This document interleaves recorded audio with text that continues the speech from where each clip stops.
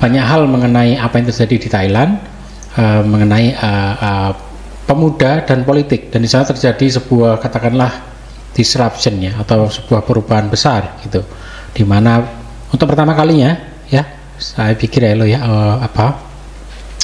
anak muda itu memiliki suara representasi terbesar dari rakyatnya begitu. Dalam masalah itu orang-orang muda mungkin saya waktu aku belajar tentang gagasan sosial di Thailand itu saya sudah mengerti rasa demokrasi yang sangat besar adalah di pikiran orang muda.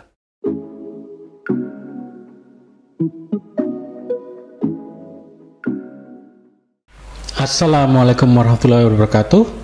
Selamat pagi, siang, sore, atau malam para pendengar KPK Podcast Kongko Pesantren Kebangsaan. Pada episode kali ini saya sebagai host Satria Aji Mawan akan membahas tema mengenai pemuda dan politik. Nah, pada kesempatan hari ini, kesempatan yang sangat berbahagia ini, kita kedatangan seorang pengamat politik, seorang kolumnis khususnya di Asia Tenggara, dan dia juga seorang dosen di Departemen Ilmu Politik dan Pemerintahan di Fakultas Ilmu Sosial dan Ilmu Politik Universitas Diponegoro. Ini kawan saya juga, namanya Bro Anelo Iannone. Selamat siang, Mas Elo. Selamat siang, Mas Haji. Ya, Elo ini banyak mengkaji mengenai Asia Tenggara ya, melihat bagaimana politik sosial bergejolak di Asia Tenggara.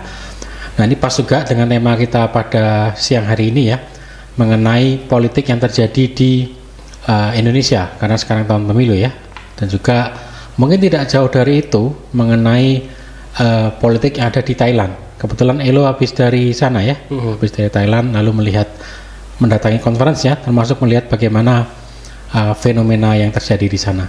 Mungkin kita akan mulai dengan dua gambar dulu, Elo. Nah, gambar pertama mungkin bisa dilihat di sini.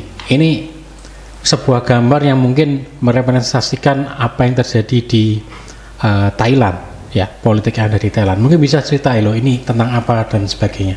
Ya, Mas Haji, dari foto itu sangat adalah kemungkinan setelah pemilu di mana Movement for Party atau MPV sudah menang dalam pemilu dengan suara cukup besar. Dan dari foto itu sebenarnya bisa lihat yang salah satu pendiri dan Mas Pita yang pakai kemeja dan anggota-anggotanya. Ya, sangat-sangat penting. Partai itu adalah partai yang sebenarnya yang anggota-anggota termasuk Mr. Pati adalah orang muda sebenarnya, sangat muda. Pati ini usia berapa dia? 20, mungkin 30-an. 30-an. Oke. Dan partai ini saya dengar baru sumur jagung gitu ya, baru berapa tahun dia? Berapa tahun? Sebenarnya sudah muncul 2014 dengan beberapa isu sudah ada rencananya, tapi baru muncul. Dan sebenarnya partai itu adalah warisan dari satu partai yang lain, namanya Future for a Party, yang ketika kudeta selesai pada 2019 juga sebenarnya ikut pemilu dan menjadi partai yang kedua yang terbesar di Thailand, tapi dibubarkan, dan mereka ambil warisan termasuk warna dan gambaran mirip warna juga orange, adalah warna yang dulu digunakan oleh partai VPB. Oke, berarti ini partai sebenarnya sudah 2016 atau 16, tapi gunakan nama Movement for Party pada 2020. Oke, berarti memang platformnya sama ya? Sama. Jadi jelas dari nama, karena nama ada Future, dan itu adalah kata mereka ambil dari partai sebelumnya namanya Future for a Party. Ada kata Forward, dan mereka ambil dari partai sebelumnya Future for a Party. Jadi ada warisannya sebenarnya. Warisan, oke. Ini kalau dilihat kan anak muda semua ya, Elo ya. Berarti dia di kisaran umur sekitar 30, 40. Pendirian yang sangat muda dan orang sukses karena dia adalah orang businessman, orang yang sebenarnya tidak bisa dikatakan dari low class, tapi sebenarnya orang yang bersukses secara karir. Dan juga yang pendiri kedua yang adalah salah satu profesor dari Fakultas Hukum Thammasat kalau nggak salah. Jadi orang-orang sebenarnya yang paham tentang politik, yang pengalaman juga ekonomi, jadi orang walaupun muda sudah dalam konteks politik Thailand. Oke, berarti dia jadi presiden ya, Pak? Tidak, karena walaupun mereka menang dengan suara cukup besar, 14 juta orang pilih dengan partai itu, karena konstitusi Thailand direformasi pada 2017, yang pilih presiden adalah Kamera Legislatif dan Senat, yaitu dibuat dengan 220 orang dipilih oleh junta militer. Jadi yang orang militer, jadi yang pilih Perdana Menteri adalah dua-duanya dan tidak mungkin akan support. Maka yang jadi Perdana Menteri yang akan ganti Prayut Chan-o-cha yang jadi sekarang adalah orang dari satu partai yang lain, oposisi, tapi lebih kemungkinan akan support establishment di Thailand daripada partai progresif itu. Oke. Artinya berarti dia memang salah satu partai yang memang mempunyai suara terbesar gitu ya saat ini di Thailand. Dan ini tahun 2023 ya, kalau nggak tidak salah. Iya, mereka ikut pemilu terakhir 2023. Masih dalam tahun ini begitu. Ya. Begitu para peserta KPK Podcast Kongko Persatuan Kebangsaan, itu latar belakang di mana apa yang terjadi di Thailand. Tadi Mas Elo sudah menjelaskan ya banyak hal mengenai apa yang terjadi di Thailand, mengenai pemuda dan politik, dan di sana terjadi sebuah katakanlah disruption ya, atau sebuah perubahan besar gitu, di mana untuk pertama kalinya ya saya pikir ya lo ya anak muda itu memiliki suara representasi terbesar dari rakyatnya begitu. Oke, kita akan coba untuk membandingkan nih lo dengan gambar yang kedua mungkin. Nah ini mungkin bisa, saya tidak punya pertanyaan, tapi mungkin Elo bisa komentar dahulu. Aku coba komentar. Ya. Semoga nggak akan terlalu. Itu adalah Partai Solidaritas Indonesia. Ya, betul. Salah satu partai yang dengan anggotanya sangat muda, tapi ya beda dari partai yang kita pernah bahas yang tadi. Mereka lebih aliran satu partai utama itu PDIP. Kemungkinan yang saya bisa analisis sendiri, tapi mungkin Mas Aji bisa itu ya informasi mengenai PSI. Baik, jadi ini untuk para peserta KPK Podcast, ini partai PSI ya, Partai Solidaritas Indonesia, betul kata Elo tadi yang gambarnya mawar gitu. Salah satu partai peserta pemilu 2024 yang dimana mungkin sesuatu yang bisa dibandingkan apple to apple adalah partai ini di-endorse oleh anak muda gitu, dan terbentuknya juga tidak terlalu jauh dengan Thailand begitu ya Elo ya. Dia terbentuk di tahun 2014, dimana kalau kita tarik ke belakang itu periode pertama Pak Jokowi berkuasa begitu. Dan kalau kita lihat juga ya masih cukup muda ya, dari gambarnya kita lihat representasi anak muda ini cukup banyak mewadahi Partai Solidaritas Indonesia, dan platformnya pun platform anak muda begitu, mengenai keberagaman, solidaritas dan keindonesiaan gitu ya, termasuk menyongsong tantangan ke depan gitu. Tapi saya ingin tanya Elo, kalau ini kan hal yang baru terjadi di Indonesia, di mana Kaisang Pangarep gitu ya, putra Presiden Jokowi yang ketiga itu menjadi ketua umum ya, setelah bergabung hanya hitungan hari gitu ya. Saya ingin tanya Elo, bagaimana komentar terhadap tersebut? Lalu mungkin dengan Thailand bagaimana? Apakah tadi siapa namanya si Pati itu Pita itu memiliki proses yang sama ketika dia jadi leader partainya, atau memiliki proses yang berbeda? Mungkin Elo bisa cerita. Iya, ada beberapa hal yang kita perlu bahas tentang konsep politik di Thailand dan Indonesia, dan mereka punya dua pengalaman berbeda. Thailand pernah turun dan pernah dikuasai oleh militer untuk beberapa tahun, dari sebenarnya punya rekor di Asia Tenggara dengan kudeta setelah Myanmar 13 kali. Dan yang terakhir adalah pada 2014, sebelumnya juga sebenarnya kita bisa mulai bicara tentang kudeta dalam masa periode Thailand 2004 ketika pemerintah Thaksin Shinawatra di overthrow oleh militer, lalu mereka buat rejim militer, membuka platform untuk election lagi, partai Taksim menang lagi dengan anggotanya adiknya perempuan Cinglu Shinawap, lalu mereka menang tapi ada kudeta lagi, dan dari 2014 sampai 2019, jadi dari 2006 sebenarnya Thailand di bawah rejim militer. Lah itu telah lebih dari 10 tahun kita lihat ya. Jadi orang-orang muda sebenarnya sudah lahir, mungkin sudah berkembang di periode di mana ada militer yang kuasai Thailand.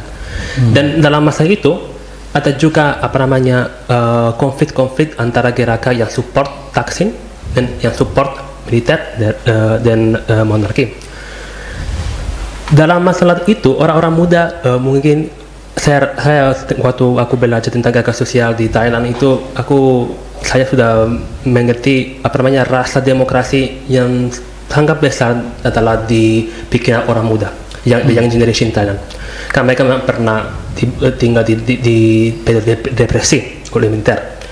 Lalu ketika partai itu muncul sebelum dengan namanya Future Forward Party adalah jendela baru, mereka bisa ikut karena adalah juga pertama kali mereka ikut pemilu. Waktu itu banyak orang. Waktu itu mereka menang dengan lebih dari 7 juta orang pilih untuk partai. Jadi partai kedua terbesar, tapi dibubarkan sama pemerintah. Dan waktu itu leadernya adalah Tanakor disuruh keluar dan partai dibubarkan untuk 10 tahun. Baru muncul partai yang tadi kita bahas. Strukturnya sangat beda sebenarnya. Sangat beda karena struktur mereka berasa adalah menjuangkan untuk demokrasi. Indonesia sebenarnya secara khususnya demokrasi, mereka enggak. Jadi strukturnya beda-beda. Nah, mereka dibandingkan mungkin menurut saya, kalau kita bandingkan partai PSI dan partai di Thailand adalah latar belakang. Mereka lebih adalah generasi yang mungkin akan menurut saya mengganti generasi yang sekarang, tapi dalam konsep mungkin data yang sama. Maka di Thailand adalah sesuatu yang baru. Maka mereka lebih partai yang dalam ilmu politik bisa mungkin adalah progresif, yang jadi baru antara partai konservatif dan populis. Jadi pilihan orang muda. Dengan caranya sangat jelas karena mereka waktu itu menggunakan dengan sangat kuat media sosial. Dan orang muda sebenarnya pakai media sosial juga. Jadi adalah alat yang dimana mereka menggunakan sampai sekarang gunakan untuk komunikasi. Pemilu terakhir mereka menang, tapi seperti kita bahas partai itu tidak bisa mensuara untuk jadi untuk memilih menteri dan perdana menteri jadi orang lain dari partai yang lain. Tapi ya itu adalah kurang lebih latar belakang. Strukturnya sosial sangat beda, tapi mungkin juga peta konsep mungkin akan mirip, tapi harus hati-hati karena mungkin dengan PSI mungkin banyak orang juga latar belakang mereka adalah mungkin Indonesia kita menggunakan kata dinasti ya, dinasti politik. Jadi mungkin dari belakang mereka berasal dari keluarga yang sudah masuk dalam politik. Maka di sana mungkin banyak tidak seperti yang ketua dia businessman, yang salah satu profesor juga Tanakor sebelumnya adalah businessman. Jadi latar belakang beda. Itu menurut aku. Oke, iya. Tadi Elo sempat membuat satu kondisi ya, menceritakan kondisi yang saya pikir saya jadi teringat tariannya justru di tahun 1998 ketika tadi Elo bercerita mengenai Thailand, junta militer, lalu adanya polarisasi dalam partai, lalu ini menjadi sebuah alternatif begitu. Nah, itu sedikit mirip dengan PSI gitu ya, menjadi alternatif bagi anak muda. Memang khusus PSI, kalau para pendengar podcast KPK ya dan Elo juga dengar, PSI ini menjadi platform anak muda, niatnya seperti itu. Tapi kemudian beberapa hari ini Kaesang Pangarep yang notabene adalah putra Bapak Presiden itu ya, Bapak Presiden sendiri dalam beberapa kesempatan juga dianggap sebagai petugas partai. Tadi Elo sempat menyebut mengenai PDIP.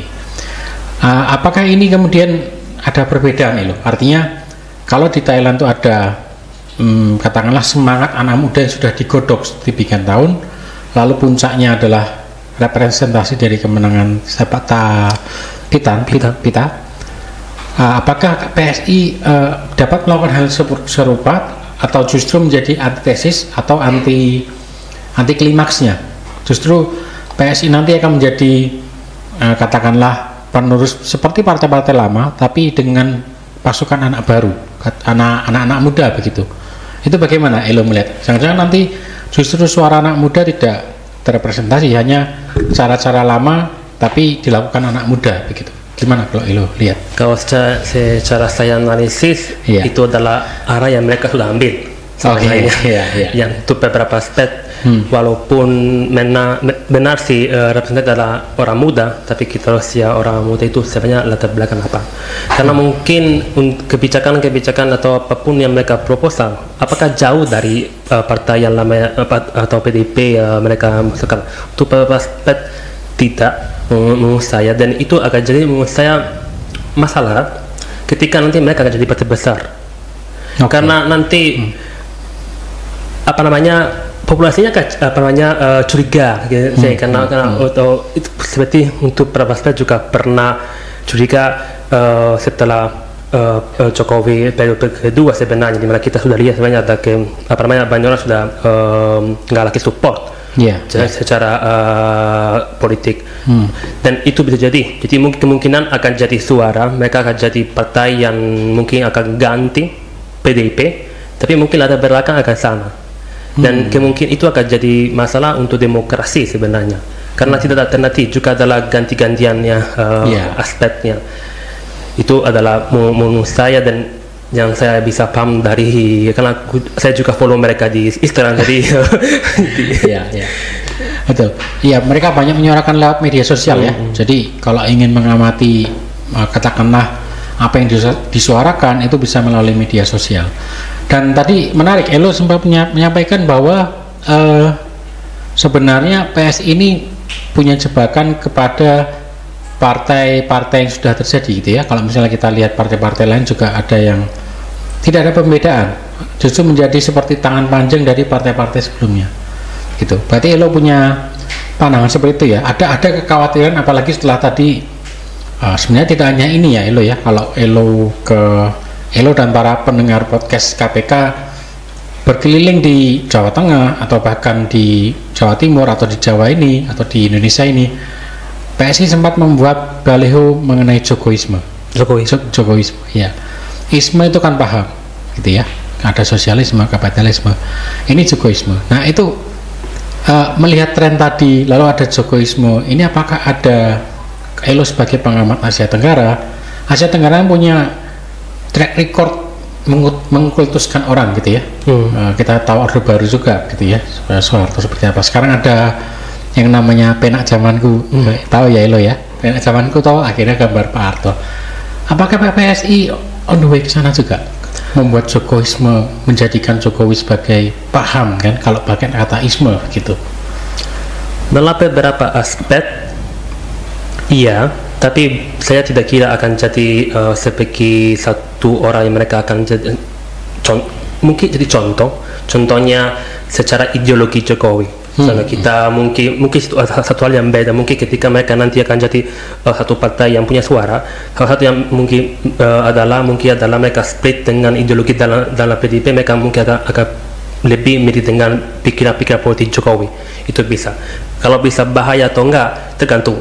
Sebenarnya tergantung, untuk beberapa mungkin bisa jadi bagus, karena jadi mereka bisa jadi satu aliran beda, tapi nanti harusnya bagaimana mereka involve sendiri sebenarnya. Jadi itu perlu waktu, tapi ya dalam fase pertama mungkin agak bantu mereka. Nanti mereka harus lihat strukturnya. Memang kalau kita main dengan isme-isme selalu akan sesuatu yang sedikit bahaya.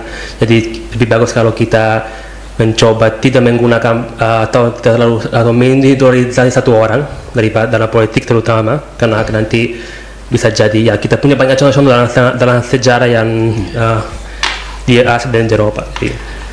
Ya, berarti bisa dikatakan sebenarnya Jokowisme yang digunakanlah PSI itu hanya untuk mengambil suara, gitu ya, suara-suara politik. Dan juga untuk identifikasi mereka.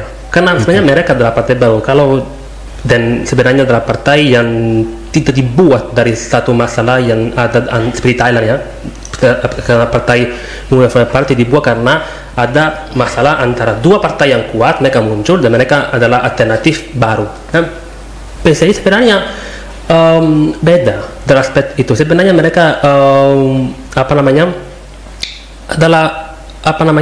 lebih ambil pikiran Jokowi sebagai contoh dalam partai, pikiran kebijakan Jokowi, karena pikiran Jokowi sebenarnya tidak harus dikait dengan PDIP, tapi mungkin bagaimana politik mereka mungkin adalah contoh dalam partai, dan itu juga sebenarnya adalah satuan normal, karena sebenarnya satu partai juga perlu ambil pikiran dan satuan mereka pilih Jokowi.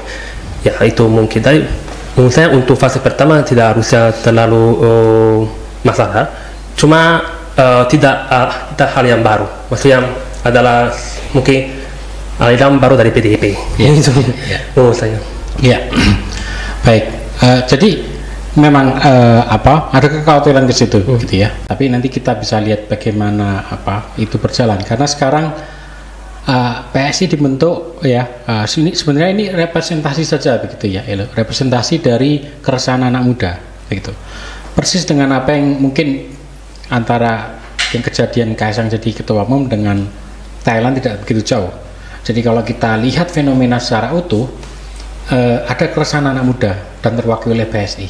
Dan waktu itu di Thailand keresahannya adalah mengenai diktatorship ya. Ada yang diktatorship yang itu berpengaruh terhadap sosial, ekonomi, politik yang ada di Thailand. Nah, kita fokus ke anak muda ini, gitu.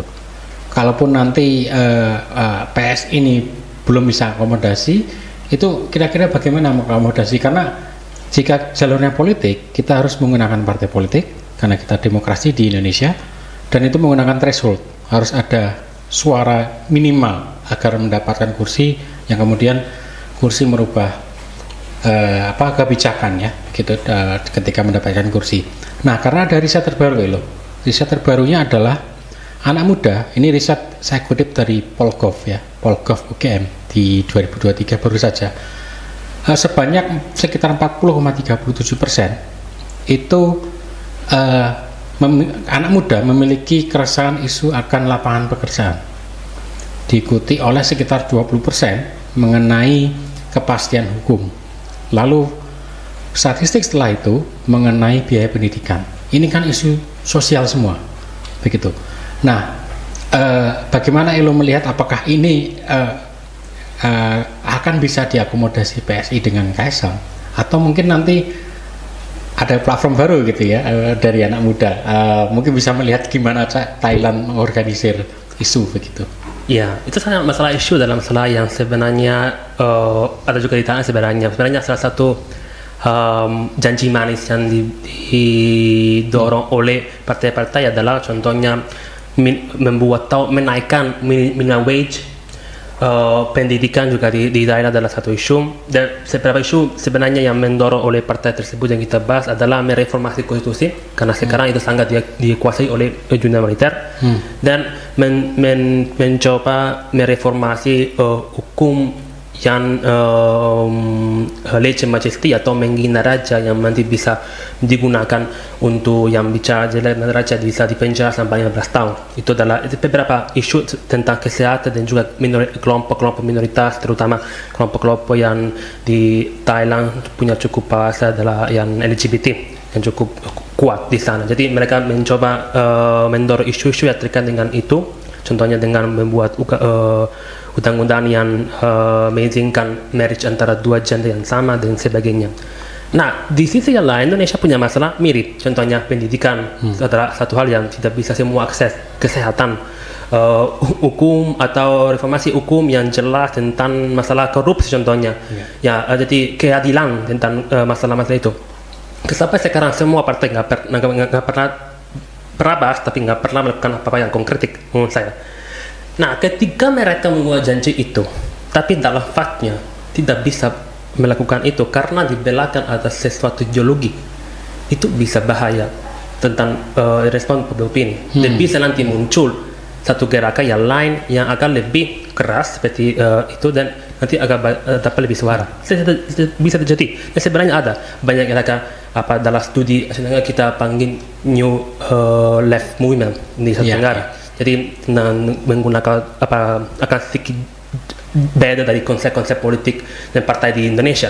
Mereka muncul mau atau enggak karena ada respon dari masalah sosial. Itu bisa berbahaya. Jadi itu. Jadi saya tidak kira karena aku pernah dengar juga PCI punya reformasi dengan PBCS. Pernah, tapi itu adalah janji. Pernah dijanji oleh juga partai lain. Jadi kita lihat kalau mereka nanti akan dapat kursi, akan mereka bisa janji itu atau enggak. Kalau tidak bisa, berarti semua kata-kata tapi konkretnya enggak ada apapun. Itu nanti dalam prospek populasinya akan masalah, terutama dengan orang muda. Karena orang muda nanti pasti akan punya suara, nanti orang bukan nanti pilih siapa lagi kalau mereka. Itu jadi masalah, tapi itu juga di negara yang lain sebenarnya ada masalah mirip di Indonesia khusus. Iya, artinya ada katakanlah common ya. Masalah umum bersama yang terjadi tidak hanya Thailand, Indonesia, tapi Asia Tenggara yang menjadi fokus Mas Elo ya. Persoalan pendidikan, kesehatan, tadi juga disampaikan mengenai kepastian hukum, begitu. Jadi problem di Asia Tenggara yang dalam beberapa hal mirip dengan reformasi, begitu ya. Jadi ini sebenarnya PSI atau bahkan anak muda secara umum itu istilahnya ditantang, gitu ya. Ditantang oleh zaman, oke, ini ada masalah, apalagi setelah pandemi dan sebagainya.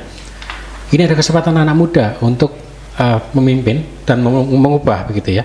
Tapi apakah itu nanti hanya sekedar janji, atau nanti ketika dia dapat kursi dia bisa mewujudkan itu? Anak muda ini dikenal sebagai kreatif, gitu ya, dan enforcing. Jadi dia memiliki energi yang berlebih, kreativitas yang luar biasa, dan memiliki semangat agile, artinya tidak hanya wacana tapi bisa mewujudkan itu secara real, begitu. Nah ini mungkin yang terakhir, begitu ya, para pendengar KPK Podcast dan Mas Elo, dengan peta seperti itu ya, apalagi sekarang kita on the way. Elo kan sekarang sudah di Indonesia ya, jadi akan mengalami pemilu serentak di 2024 yang itu akan terjadi berapa bulan lagi ya? Februari ya, bentar lagi. Itu mungkin Mas Elo nanti bisa melihat atau memberikan pesan kepada para pendengar KPK Podcast mengenai anak muda di dalam politik, entah itu di ruang PSI atau secara umum. Itu bagaimana pesan anak muda, pesan Mas Elo untuk anak muda? Pesan saya untuk orang muda adalah kalian mungkin ada yang pernah ikut pemilu untuk nyoblos sebelumnya atau itu baru ikut partai atau orang yang menolak demokrasi. Dengan kita ikut ideologi, kita harus lihat apa yang paling bagus untuk Indonesia. Jangan lihat saja janji manis, jangan lihat saja yang pernah dibahas terus oleh partai-partai terus, tapi nggak pernah dilakukan protes juga. Kalau contohnya itu nggak dikasih, karena itu adalah hak orang muda, dan mencoba pilih dengan cerdas dan ikut pemilu karena itulah hak. Jangan tidak ikut karena ketika kita tidak ikut kita kasih kekuatan ke orang yang punya kekuatan. Karena dalam bahasa Indonesia vote adalah hak dan suara dari masyarakat. Kalau kita nggak ikut vote, kalau kita nggak ikut, berarti kita mundur di demokrasi. Jadi aku tahu banyak teman saya tidak mau ikut karena mereka tidak bisa pilih mau partai yang mana. Ikut saja, pilih, karena kalau nggak pilih nanti kita membunuh demokrasi. Indonesia sudah berjuang bertahun-tahun untuk dapat demokrasi. Jadi jangan hilang saja. Itu adalah peran saja untuk orang muda Indonesia yang akan pilih presiden baru 2024. Baik, terima kasih Mas Elo. Artinya anak muda jangan alergi politik ya, justru malah menjadi front di dalam politik, baik itu seorang nasionalis, baik itu kelompok-kelompok keagamaan, semuanya harus berkontribusi terhadap demokrasi Indonesia yang sudah susah payah dibangun ya. Dan saya pikir nih cukup mudah sekarang ya Elo ya. Kita lihat ada sosial media ya, banyak semua tokoh politik bikin sosial media, Kita juga punya platform-platform video ya, dan sekarang ada Bincang Pemilu, ada platform ya, yang itu bisa melihat sejarah tokoh itu tersebut. Jadi jangan apatis dan justru malah kontribusi begitu ya, Elo ya, pemuda untuk kemajuan atau bahkan keberlanjutan bangsa dan negara Indonesia begitu. Baik, mungkin segitu dulu itu. Mas Elo, terima kasih atas kehadirannya. Iya, demikian teman-teman, kawan-kawan sekalian, para pendengar podcast KPK Kongko Pesantren Kebangsaan. Kita akan ketemu lagi di episode selanjutnya yang tentunya dengan tema-tema yang lebih menarik dan akan semakin menarik begitu. Sehingga jangan lupa para pendengar semuanya untuk like, subscribe, dan komen. Begitu, sekian dari saya. Terima kasih Mas Elo. Terima kasih Mas Baji. Wassalamualaikum warahmatullahi wabarakatuh.